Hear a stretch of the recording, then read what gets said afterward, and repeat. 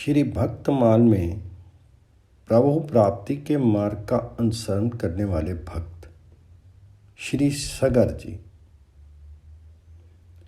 इक्ष्वाकु वंश में राजा हरिश्चंद्र नाम के चक्रवर्ती सम्राट थे।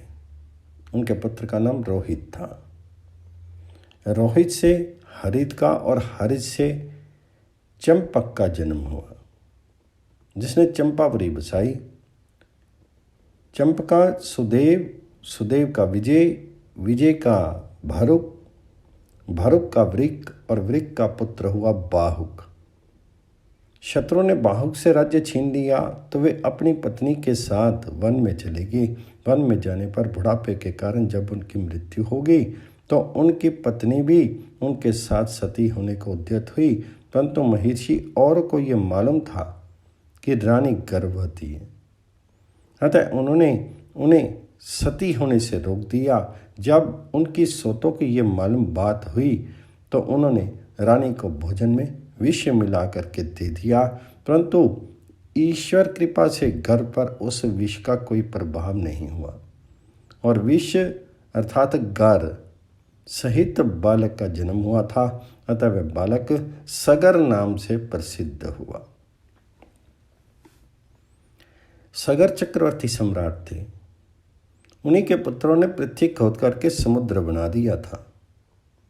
सगर के पिता महाराज बाहुक का राज्य तालझंग, यवन, शक, हेहे और बर्बर जाति के लोगों ने छीन लिया था। सगर ने गुरुदेव और उससे संपूर्ण धनुर्वेद का ज्ञान प्राप्त करके इन जातियों पर आक्रमण कर दिया और बुरी तरह पराजित कर दिया, परंतु अपने गुरुदेव और की आज्ञा मान करके उन सब का वध नहीं किया, बल्कि उन्हें विरूप बना दिया। इसके बाद राजा सगर ने और वह ऋषि के उपदेश के अनुसार अश्वमेध यज्ञ के द्वारा भगवान जी की आराधना की। उनके यज्ञ में जो घोड़ा छोड़ा गया उसे इंद्र ने चुरा लिया। उससे महारानी सुमति के गर्भ से उत्पन्न 60,000 सगर पुत्रों ने अपने पिता के आज्ञा के अनुसार घोड़ों के लिए सारी पृथ्वी छान डाली। खोदते खोदते उन्हें पूर्व और उत्तर के कोने में कपिल मुनि के पास अपना घोड़ा दिखाई दिया। घोड़े को देखकर वे 60,000 राजकुमार शस्त्र उठा करके ये कहते हुए उनकी ओर दौड़ पड़े कि यही हमारे घोड़े को चुराने वाला चोर है। देखो तो सही, इसने इस समय कैसे आंखें मूंद रखी हैं। ये पापी है, इसको मार डालो, मार डालो।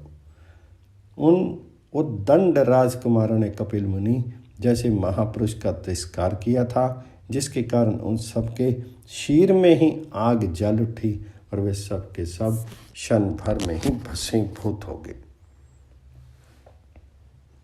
महाराज सगर की दूसरी पत्नी से असमंजस नाम का एक पुत्र उत्पन्न हुआ।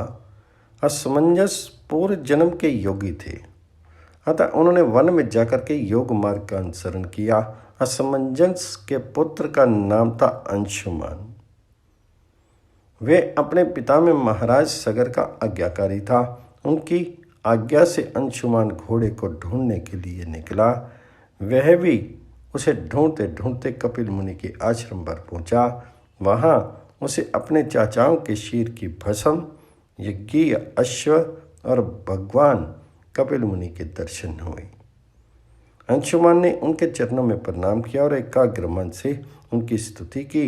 अंशुमान की विनम्रता और साधु भाव से भगवान कपिल बहुत प्रसन्न हुए और बोले, वत्स अंशुमान, ये घोड़ा तुम्हारे पितामह का यज्ञ पशु है, इसे तुम ले जाओ।